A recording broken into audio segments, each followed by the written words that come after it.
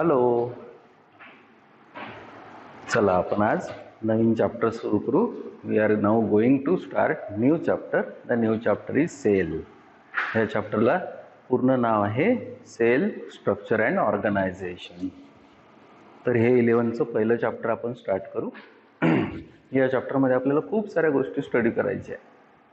खूप साऱ्या गोष्टी स्टडी करायच्या म्हणजे काय, सेल म्हणजे काय, कोणी डिस्कवर केलं पहिल्यांदा, त्याच्यानंतर या पर्टिक्युलर सेलचे टाईप्स कोणते कोणते, प्रोकॅरियोटिक सेल म्हणजे काय, युकॅरियोटिक सेल म्हणजे काय, स्ट्रक्चर ऑफ सेल मध्ये काय काय आहे, सेलमध्ये वेगवेगळे सेल ऑर्गॅनेल्स प्रेझेंट असेल तर मग ते सेल ऑर्गॅनेल्स कोणते कोणते, असे खूप सारे part important.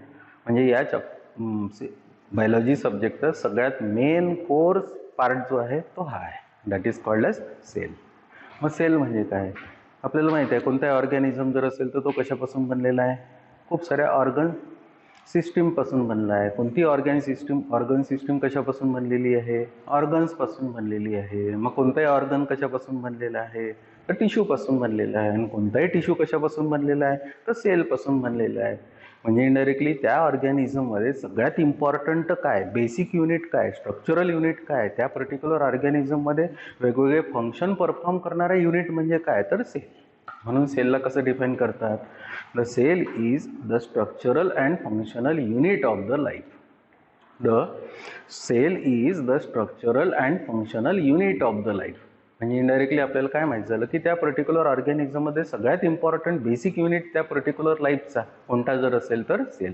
So this particular cell does it is finally the basic structural and functional unit of the life. चला, हा जो पर्टिक्युलर पार्ट आहे आपल्याला सेल तो आता स्टडी करायचा आहे. या पर्टिक्युलर पार्टमध्ये आता आपण बोर्डवर जाऊ की बा सेलला कसं डिफाईन केलेलं आहे आणि सगळ्यात सुरुवातीला इंट्रोडक्टरी इन्फॉर्मेशन या पर्टिक्युलर सेलबद्दल काय काय आहे ती आपल्याला आता चेक करायची, ऑब्झर्व करायची. कसं डिफाईन केलं आहे पहा, the structural and functional unit of the life is called as cell. आताच आपण डिफाईन केलं काय, the structural and functional unit of the life is called as cell. The cell can perform all the functions of the life. म्हणजे मी पूर्ण organism आहे, माझ्या ऑर्गॅनिझममध्ये ज्या ज्या ॲक्टिव्हिटीज पूर्ण ऑर्गॅनिझममध्ये होत असतील ना त्या सगळ्या ॲक्टिव्हिटीज त्या पर्टिक्युलर सेलला परफॉर्म करता येऊ शकतात. म्हणून सेलला आपण तसं डिफाईन केलं, it is the structural and functional unit of the life. म्हणजे मी ज्या ॲक्टिव्हिटीज परफॉर्म करतो, मी पूर्ण ऑर्गॅनिझम, त्या सगळ्या ॲक्टिव्हिटीज कोण परफॉर्म करेल तर sale. The branch of the biology which deals with the study of organization of a cell is called as cell biology or cytology. He branch आहे बायोलॉजीची की ज्या पर्टिक्युलर ब्रांचमध्ये त्या सेलमध्ये कुठले कुठले स्ट्रक्चर्स प्रेझेंट आहे, त्या पर्टिक्युलर सेलमध्ये ऑर्गॅनेल्स कोणते कोणते प्रेझेंट आहे, हे जर असे स्टडी करणारी कुठली ब्रांच बायोलॉजीची असेल तर that is called as cytology or it is called as cell biology. So branch of the biology which deals with the internal organization of the cell, it is called as cell cytology or it is called as cell biology. The term cell was introduced by Robert Hooke in 1665 in a book. The book is called as, the name of the book is Micrographia. की ही जी term आहे sale ही सगळ्यात पहिल्यांदा कुठल्या सायंटिस्टनी सगळ्यात पहिल्यांदा आणलेली असेल तर रॉबर्ट हुक. केव्हा, 1665ला एका बुकमध्ये. The name of the book it is called as Micrographia. The term cell has been derived from Latin word. The name is cellula means small compartment. की ही जी सेल टर्म आहे ही कुठून आलेली आहे, ते एक लॅटिन वर्ड आहे. The Latin word it is called as a cellula. त्या सेल्युलाचं लॅटिनमध्ये मिनिंग काय होतं की स्मॉल कंपार्टमेंट, एक कंपार्टमेंट की ज्या पर्टिक्युलर कंपार्टमेंटमध्ये सगळ्या ॲक्टिव्हिटीज होईल. तर या सेल्युला या टर्मपासून सगळ्यात पहिल्यांदा हा पर्टिक्युलर सेल जर असेल तर ही टर्म आली. Existence of living cells was reported by Anton von Leeuwenhoek like bacteria, RBC, human sperm etcetera. की बा पहिला सेल होता आहे हे सगळ्यात पहिल्यांदा सांगणारा कुठला सायंटिस्ट असेल तर name of the scientist it is Anton von Leeuwenhoek. So for the first time Anton von Leeuwenhoek observed the RBC, the bacterium, or they stated that this particular RBC, the bacteria, they are made up of cell. Okay. Robert Brown in 1831 discovered and named the nucleus in the cell. की सेलमध्ये सगळ्यात important सेंटरमध्ये काय present आहे तर nucleus आहे. आणि तो पर्टिक्युलर न्यूक्लियस सगळ्यात पहिल्यांदा ऑब्झर्व कोणी केलेला असेल तर name of the scientist is Robert brown. So Robert Brown in 1831 discovered and named the nucleus in the cell. म्हणजे न्यूक्लियस ही जी टर्म आहे ही सगळ्यात पहिल्यांदा कोणी दिलेली असेल तर रॉबर्ट ब्राउन. पण सेल ही सगळ्यात पहिल्यांदा कोणी टर्म दिलेली असेल तर Robert Hooke. The invention of microscope and its improvement leading to electron microscope revealed all the structural characteristic of cell. किंवा सेल आहे मायक्रोस्कोपिक आहे, डोळ्यांनी दिसणार नाही. सगळ्यात पहिल्यांदा हा पर्टिक्युलर सेल जर असेल तर छोट्या मायक्रोस्कोपमध्ये, मग मोठ्या मायक्रोस्कोपमध्ये, मग त्याच्यापेक्षा मोठ्या मायक्रोस्कोपमध्ये, छोट्या मोठ्या मोठ्या याच्यात काय झालेलं आहे चेंज, मॅग्निफिकेशन चेंज झालेलं आहे. म्हणजे simple microscope, compound microscope, electron microscope असं करत करत आपण त्या पर्टिक्युलर सेलच्या इंटरनल ऑर्गनायझेशनमध्ये गेलो, तेव्हा आपल्याला माहीत झालं की सेलमध्ये वेगवेगळे कंपोनंट प्रेझेंट आहे. So the invention of microscope and its improvement leading to the electron microscope revealed all the structural characteristics of cell. Simple microscope can magnify image 50 to 100 times. की सिंपल मायक्रोस्कोप जर आपण घेतला तर त्या particular simple मायक्रोस्कोपमध्ये कुठलीही image, एखादा section जर एखाद्या पार्टचा आपण जर घेतला तर जास्तीत जास्त आपल्याला मॅग्निफाय किती करता येतो तो 50 to 100 टाइम्स. म्हणजे एक ऑब्जेक्ट जर घेतला तर तो जास्तीत जास्त आपल्याला 100 टाइम्स मॅग्निफाय करता येतो सिंपल मायक्रोस्कोपमध्ये. Compound microscope can do so 1000 times और more, while electron microscope can magnify image 50,000 times. ही सिंपल मायक्रोस्कोपमध्ये आपल्याला एखादा ऑब्जेक्ट जर असेल तर 50 to 100 टाइम्स मॅग्निफाय करून पाहता येतो. कंपाऊंड मायक्रोस्कोप असेल तर जास्तीत जास्त आपल्याला 1000 टाइम्स मॅग्निफाय करून पाहता येतो. पण इलेक्ट्रॉन मायक्रोस्कोप जर असेल तर तोच पर्टिक्युलर ऑब्जेक्ट आपल्याला 50,000 टाइम्स मॅग्निफाय करून पाहता येतो. म्हणजे त्या पर्टिक्युलर सेलच्या आतमध्ये जे जे प्रेझेंट असेल ते सगळं क्लिअर दिसेल. सो पुन्हा पहा एकदा, simple microscope can magnify image 50 to 100 times, compound microscope can do so 1000 times और more, while electron microscope can magnify image 50,000 times. आता या पर्टिक्युलर चॅप्टरमध्ये सेल हा बेसिक आपण आज इंट्रोडक्शनमध्ये आहे की काय माहीत झालं की सेल काय आहे. सेल या पर्टिक्युलर लिव्हिंग ऑर्गॅनिझम मधलं बेसिक युनिट आहे. Structural and functional unit of the life it is called as cell. त्याच्यानंतर आपल्याला हे माहीत झालं की सगळ्यात पहिल्यांदा सेल ही जी टर्म आहे ही सगळ्यात पहिल्यांदा कुठून आली तर सेल्युलर नावाच्या लॅटिन वर्ड पासून ती टर्म आली, that is called a cell. कोणी आणली? Anton von Leeuwenhoek. त्या पर्टिक्युलर सेलमध्ये सगळ्यात इम्पॉर्टंट सेंटरमध्ये काय प्रेझेंट आहे की त्या सेलच्या सगळ्या ऍक्टिव्हिटीज कंट्रोल होईल, तर तो आहे न्यूक्लियस. कोणी टर्म इंट्रोड्यूस केली? The name of that particular scientist is Robert brown. Okay, आता आपल्याला पाहायचं आहे म्हणजे बेसिक पाहिलं आपण, सेल माहीत झालं आपल्याला की बा सेल काय आहे. तर सेल पुन्हा अजून एकदा सांगतो मी की the structural and functional unit of the life it is called a cell. Cell आहे म्हणून टिश्यू आहे, टिश्यू आहे म्हणून ऑर्गन्स आहे, ऑर्गन्स आहे म्हणून ऑर्गन सिस्टीम आहे, ऑर्गन सिस्टीम आहे म्हणून ऑर्गॅनिझम आहे, आणि मी ऑर्गॅनिझम आहे. म्हणजे मी ऑर्गॅनिझम केव्हा? जेव्हा माझ्याकडे ऑर्गन सिस्टीम असेल तेव्हा. माझ्याकडे ऑर्गन सिस्टीम केव्हा? जेव्हा ऑर्गन्स असेल तेव्हा. माझ्याकडे ऑर्गन्स केव्हा? जेव्हा माझ्याकडे टिश्यू असेल तेव्हा. आणि माझ्याकडे टिश्यू केव्हा? जेव्हा माझ्याकडे सेल असेल तेव्हा. म्हणजे सगळ्यात इम्पॉर्टंट त्या ऑर्गॅनिझममध्ये कोण? तर सेल. तर या पर्टिक्युलर सेलसाठी एक थेअरी आहे, that particular theory it is called as a cell theory. तर ही आहे cell theory, that is also called as cell doctrine. काय आहे की एखादी गोष्ट प्रूव्ड असेल तर त्याला डॉक्ट्राईन म्हणतात, आणि एखादी गोष्ट अनप्रूव्ड असेल की प्रूव्ह झालेली नसेल तर त्याला हायपोथेसिस म्हणतात. आता ही गोष्ट प्रूव्ड आहे म्हणून याला आपण सेल थेअरी म्हणतो, नाही तर सेल डॉक्ट्राईन म्हणतो. आता ही सेल डॉक्ट्राईन किंवा सेल थेअरी काय म्हणते? So it was given by M.J. Sheldon in 1838, a German botanist, and T.S. Schwann in 1839, a zoologist. एक बॉटनिस्ट आहे, प्लांट्सचा स्टडी करणार आहे, एक झुलॉजिस्ट आहे, ॲनिमल्सचा स्टडी करणार आहे, एक शेल्डन आहे आणि दुसरा श्वान आहे. या दोन सायंटिस्टनी ही पर्टिक्युलर थेअरी प्लेस केलेली आहे. या पर्टिक्युलर थेअरीला काय म्हणतो आपण? Cell theory. This is also called as cell doctrine. According to them plants and animals are made up of basic unit called as cell. हे काय म्हणतात या थेअरीमध्ये की all the organisms, the plants, the animals on this particular earth, they are made up of a basic unit. The basic unit of that particular plants or animals, it is called as cell. पहिला part. नंतर new cells arise from pre existing cell by cell division explained by Rudolf Virchow in 1858. हीच theory काय म्हणते की नवीन sale एखादा तयार व्हायचा जर असेल तर तो आपोआप तयार होणार नाही, तो प्री एक्झिस्टिंग सेल पासून तयार होईल एका प्रोसेसमध्ये. That particular process it is called as cell division. So according to this particular theory, the new cell it is derived from the pre-existing cell by the process it is called as a cell division. This was given by Rudolf Virchow in 1858 in his book. The name of the book is Omnis Cellula e Cellula. In his book the name of the book is Omnis Cellula e Cellula. आता या particular थेरीचे वेगवेगळे statements आहेत, त्या particular स्टेटमेंट्सला आपण पॉस्ट्युलेट्स म्हणतो. तर या थेरीचे postulates of cell theory. Composition of protoplasm in all cells is more or less similar. की कुठल्याही सेलमध्ये, प्लांट असो सेल, ॲनिमल असो सेल, की त्या पर्टिक्युलर सेलमध्ये जर पाहिलेलं असेल तर कंपोनंट्स, कॉन्स्टिट्युएंट्स, केमिकल कॉन्स्टिट्युएंट जवळपास मोर ऑर लेस सेम आहे.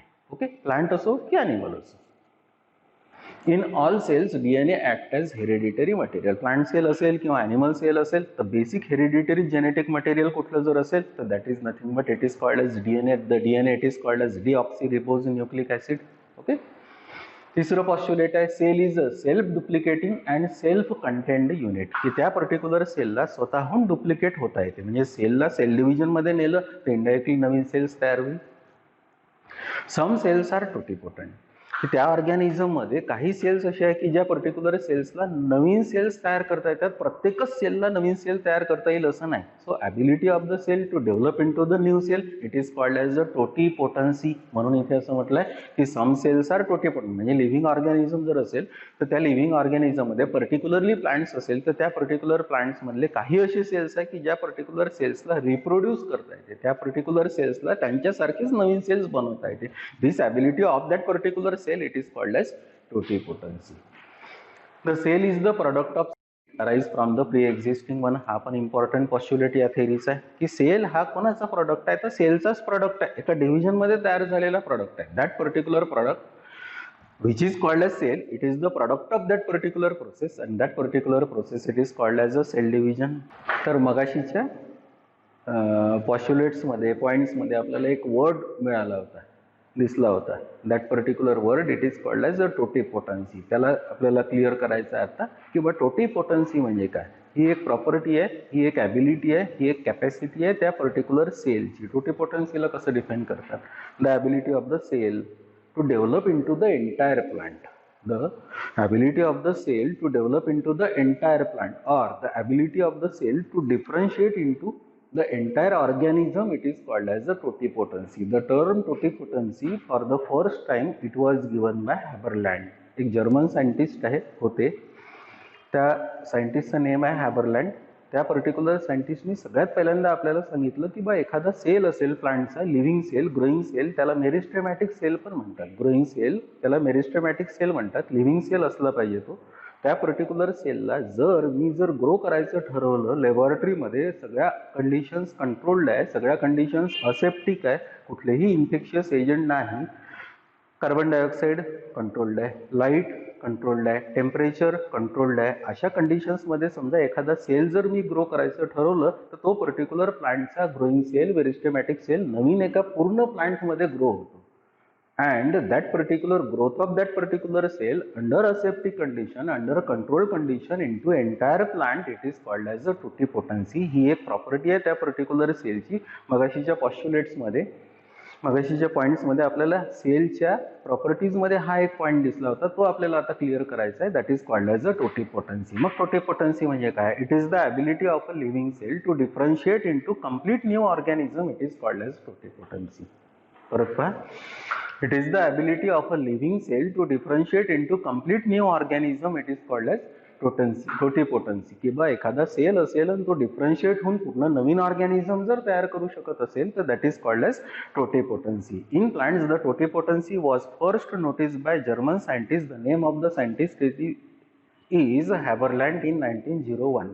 तर हॅबरलँड या जर्मन सायंटिस्टनी सगळ्यात पहिल्यांदा 1902 मध्ये आपल्याला माहिती करून दिलं की एक सेल पूर्ण नवीन एक प्लांट तयार करू शकतो. त्या लॅबोरेटरीमध्ये एका सेलपासून. In plants all mature living cells are totipotent but in animals only the fertilised egg and early embryonic cells are called as a stem cells are totipotent. की प्लांट्समध्ये कोणताही लिव्हिंग सेल तो मॅच्युअर असला पाहिजे, तो टोटिपोटंट आहे, म्हणजे इनडायरेक्टली त्या पर्टिक्युलर सेलपासून नवीन प्लांट तयार होईल. पण ॲनिमल्समध्ये असं नाही. ॲनिमल्समध्ये एखादा सेल फर्टिलाइज्ड सेल आहे ज्याला आपण झायगोट म्हणतो, किंवा मग एम्ब्रिओ तयार झालेला असेल, पूर्ण फिटस तयार व्हायचं असेल, पण त्याचे एम्ब्रियोनिक काही सेल्स असेल आणि ते पर्टिक्युलर सेल्स फॉर एक्झाम्पल जर मी ठरवलं की त्याच्यापासून नवीन ऑर्गॅनिझम तयार करायचा तर तो होऊ शकतो. असं जर असेल तर इनडायरेक्टली प्लांट्स आणि ॲनिमल्समध्ये टोटिपोटन्सी, म्हणजे प्लांट्स आणि ॲनिमल्समध्ये फरक कसा टोटिपोटन्सीमध्ये, की प्लांट्समध्ये कोणताही लिव्हिंग सेल लिव्हिंग पाहिजे, तो सेल ग्रोईंग पाहिजे, तो त्या सेलकडे डिव्हिजन ही ॲबिलिटी पाहिजे. तो जर मी जर ठरवलं की नवीन ऑर्गॅनिझममध्ये नवीन प्लांटमध्ये ग्रो करायचा तर तो ग्रो होऊ शकतो. ॲनिमल्समध्ये असं नाही आहे की ॲनिमल्समध्ये कोणताही लिव्हिंग सेल असेल तर तो टोटिपोटंट नाही. ॲनिमल्समध्ये समजा एखादा झायगोट आहे किंवा फर्टिलाइज्ड एक सेल म्हणतो आपण, किंवा एम्ब्रियोचा एखादा सेल आहे, त्याला जर मी ग्रो करायचं ठरवलं तर नवीन ऑर्गॅनिझममध्ये तो ग्रो होतो. परत पहा, in plants all mature living cells are totipotent, but in animals only fertilized egg and early embryonic cells are called as stem cells. They are the totipotent. Stem cells have great importance for medical applications such as curing of many diseases, formation of new organs, etc. की या stem सेल्सचं सध्या importance हे आहे या medical सायन्समध्ये, की या stem सेल्सपासून, ज्या सेल्सला आपण टोटिपोटंट सेल आता म्हटलं, की त्या पर्टिक्युलर सेल्सपासून आपल्याला खूप सारे डिसीजेस क्युअर करू शकता येतात. किंवा मग जर एखादा ऑर्गन लॅबोरेटरीमध्ये तयार करायचा असेल, जसं फॉर एक्झाम्पल मी आहे, माझं लिव्हर नवीन तयार करायचं आहे, डॅमेज झालेलं आहे, पण आता मला तयार करायचं आहे, तर त्या पर्टिक्युलर लिव्हरचा एखादा सेल किंवा एम्ब्रियॉनिक कंडिशनमधला ज्या सेलपासून माझं लिव्हर तयार झालं, तो सेल जर मला मिळाला आणि तो जर लॅबोरेटरीमध्ये मी नेला तर त्याच्यापासून माझं पूर्णच्या पूर्ण लिव्हर तयार करता येते आज. म्हणजे याचा अर्थ त्या एम्ब्रियॉनिक सेलला, की ज्या सेलपासून ते लिव्हर तयार झालं असेल, त्या पर्टिक्युलर सेलला आता आपण काय म्हणतो, टोटिपोटंट सेल. त्यालाच आता इथे काय म्हटलेलं आहे आपण, स्टेम सेल. ओके. आता या चॅप्टरमध्ये पुढचा पार्ट आहे काइंड्स ऑफ सेल, की या पर्टिक्युलर सेलला आता आपल्याला माहित झालं की बा सेल काय असतो. The structural and functional unit of the life is called a cell, की त्या पर्टिक्युलर लिव्हिंग ऑर्गॅनिझम मधल्या सगळ्या मेटाबॉलिक ऍक्टिव्हिटीज, सगळ्या ऍक्टिव्हिटीज परफॉर्म करणारा बेसिक युनिट म्हणजे कोणता, तर सेल. पण सेलचे दोन types. There are two types of cells. The one it is called as prokaryotic cell, the another it is called as eukaryotic cell. तर या पर्टिक्युलर प्रोकॅरियोटिक आणि युकॅरियोटिक सेल मध्ये जायचं आहे. प्रोकॅरियोटिक सेल म्हणजे काय, असा सेल की ज्या पर्टिक्युलर सेलमध्ये न्यूक्लियस वेल डिफाईन्ड नाही. जेनेटिक मटेरियल डीएनए प्रेझेंट आहे, पण त्या पर्टिक्युलर डीएनए वर कव्हर नाही, म्हणजे न्यूक्लिअर एन्व्हलप नाही. म्हणजे याचा अर्थ जेनेटिक मटेरियल जे डीएनए आहे ते त्या पर्टिक्युलर सेलच्या सायटोप्लाझम मध्ये स्कॅटर्ड असेल, म्हणजे तिथे न्यूक्लियस पूर्ण डेव्हलप झालेला नसेल. म्हणजे याचा अर्थ त्या पर्टिक्युलर सेलला आपल्याला काय म्हणावं लागेल, प्रोकॅरियोटिक सेल. कॅरिऑन म्हणजे न्यूक्लियस, प्रो म्हणजे प्रिमिटिव्ह, म्हणजे प्रिमिटिव्ह न्यूक्लिएटेड ऑर्गॅनिझम्स किंवा primitive nucleated cells, they are called as a prokaryotic cells. मग युकॅरियोटिक सेल्स कशाला म्हणायचं, असा सेल की ज्या पर्टिक्युलर सेलमध्ये DNA genetic material, hereditary material आहे, पण त्या डीएनएवर कव्हर आहे, ज्याला आपण न्यूक्लिअर एन्व्हलप म्हणतो. म्हणजे न्यूक्लिअर एन्व्हलप असेल, म्हणजे न्यूक्लियस पूर्ण तयार झालेलं असेल, तर या पर्टिक्युलर सेलला, ऑर्गॅनिझम्सला म्हणतो आपण युकॅरियोटिक सेल. म्हणजे प्रोकॅरियोटिक सेल आणि युकॅरियोटिक सेलमध्ये काय difference, in prokaryotic cell the nucleus is not well defined, in eukaryotic cell the nucleus is well defined. आता मगाशी आपण क्लिअर केलं की टोटिपोटन्सी म्हणजे काय. What is totipotency again, the ability of the cell to develop in to the new organism, it is called as totipotency, or the ability of the organism, the capacity of the cell to differentiate into the new organism, it is called as totipotency. Mainly ही totipotency आपल्याला कुठे पाहायला मिळते, तर plants मध्ये पाहायला मिळते. मग आता ही टोटिपोटन्सी तुम्हाला डायग्रामॅटिक पाहायचं असेल तर पहा, इथे मी डायग्राम मधून टोटिपोटन्सी दाखवायचा ट्राय केलेला आहे. समजा हे एक प्लांट आहे, या प्लांटचं हे रूट आहे, या प्लांटचं हे शूट आहे. प्लांटला दोन पार्ट असतात. Underground part of the plant it is called as root, aboveground part of the plant it is called as shoot. या शूटचा समजा मी इथला ग्रोईंग टिश्यू जर बाहेर काढला आणि त्या टिश्यू मधला एक सेल जर घेतला, तर या टोटिपोटन्सीच्या किंवा टिश्यू कल्चरच्या लँग्वेजमध्ये त्या पर्टिक्युलर सेलला एक्सप्लांट म्हणतात. प्लांट पासून एक्साइज केलेला, बाहेर काढलेला पार्ट, त्याला काय म्हणतात, एक्सप्लांट. आणि असा सेल जर मी आता लॅबोरेटरीमध्ये नेला, सगळ्या कंडिशन्स असेप्टिक आहे, सगळ्या कंडिशन्स कंट्रोल्ड आहे, आणि सगळ्या कंडिशन्स कंट्रोल्ड असून, सगळ्या कंडिशन्स असेप्टिक असून, जर एक टेस्ट ट्यूब जर मी घेतली, त्या टेस्ट ट्यूबमध्ये असं मीडियम घेतलं की जे पर्टिक्युलर मीडियम त्या पर्टिक्युलर सेलला जे इसेन्शियल पाहिजे असेल ते सगळं प्रोव्हाइड करेल, त्या मीडियमला म्हणतो आपण न्यूट्रिएंट मीडियम. काय म्हणतो, न्यूट्रिएंट मीडियम. तर या न्यूट्रिएंट मीडियमवर जर मी तो सेल जर ठेवला, ज्याला आपण आता एक्सप्लांट म्हटलं होतं, तर हा पर्टिक्युलर सेल ठेवल्यानंतर या ट्यूबला वर कॉटन लावल्यानंतर काही वेळानंतर, काही पिरियड नंतर जर ऑब्झर्व केलं तर हा पर्टिक्युलर सेल या न्यूट्रिएंट मीडियम मधून न्यूट्रिशन सक करेल, ऍब्सॉर्ब करेल. सक केल्यानंतर या पर्टिक्युलर सेलचं आपल्याला असं झालेलं दिसेल की हा सेल डिव्हाइड झालेला आहे. म्हणजे एक सेल असेल तर इथे सपोज 10 सेल्स तयार झालेले असेल तर इनडायरेक्टली सेलला पहा डिवाइड होता आलेला आहे. आणि सेलला जर डिवाइड होता आलेलं आहे त्यालाच काय म्हणतो आपण आता टोटेपोटन्सी, म्हणजे ही बिगिनिंग आहे त्या टोटेपोटन्सी. असा जर आता एक टिश्यू तयार झाला असेल, एका सेलपासून समजा 10 सेल्स तयार झाले असेल तर या टिश्यूला, या टिश्यू कल्चरमध्ये, सेल कल्चरमध्ये कॅलस म्हणतात. काय म्हणतात, कॅलस. मग कॅलस म्हणजे काय, the undifferentiated unorganized mass of cells formed from the explant. The undifferentiated unorganized mass of cells formed from the explant in tissue culture or cell culture, it is called as the callus. म्हणजे एका sale पासून पहा आता हा tissue तयार झाला, हा tissue तयार झाला, ज्या टिश्यूला काय म्हटलं आपण आता कॅलस. याच कॅलसला आता पुढच्या स्टेप मध्ये जर मी आता या न्यूट्रिएंट मीडियम मध्ये ग्रोथ हार्मोन जर प्लेस केला, या न्यूट्रिएंट मीडियम मध्ये मी जर आता ग्रोथ हार्मोन जर प्लेस केला, growth hormone for example auxin, gibberellin, cytokinin असे ग्रोथ हार्मोन जर मी प्लेस केले तर त्या ग्रोथ हार्मोनमुळे या पर्टिक्युलर कॅलस मध्ये आता आपल्याला डिफरन्सिएशन दिसेल. काही सेल्स पासून रूट तयार होईल, काही सेल्स पासून शूट तयार होईल. मग असं छोटंसं प्लांट आपल्याला या टेस्ट ट्यूब मध्ये दिसेल. या पर्टिक्युलर प्लांटला काय म्हणतो आपण, टायनी प्लांट. या प्लांटला काय म्हणतो, टायनी प्लांट. आणि हे जे टायनी प्लांट आहे हे जर मी आता या टेस्ट ट्यूब मधून जर काढलं आणि एखाद्या पॉट मध्ये सॉइल घेऊन त्या पर्टिक्युलर पॉट मध्ये हे जर प्लांट मी जर ट्रान्सफर केलं तर नवीन प्लांट इंडिपेंडेंटली ग्रो होईल. म्हणजे पहा, या टोटेपोटन्सी मध्ये आपल्याला असं दिसतं की या प्लांट पासून मी एक सेल काढला होता, पहिल्यांदा टिश्यू काढला, टिश्यूचा एखादा सेल घेतला आणि तो सेल मी जर असेप्टिक कंडिशनला, कंट्रोल्ड कंडिशनला, लॅबोरेटरीमध्ये ग्रो करायचा ट्राय केला तर पहा ग्रो झालेला आहे. मग असा जर ग्रो झालेला असेल तो सेल आणि पूर्ण एक एंटायर ऑर्गॅनिझम म्हणजे न्यू प्लांट तयार झाला असेल तर that is called as the totipotency. पुन्हा एकदा फायनली काय totipotency, the ability of the cell to develop into the entire organism, it is called as totipotency. Or in another words, the ability of the cell to differentiate into the entire organism, it is called as totipotency.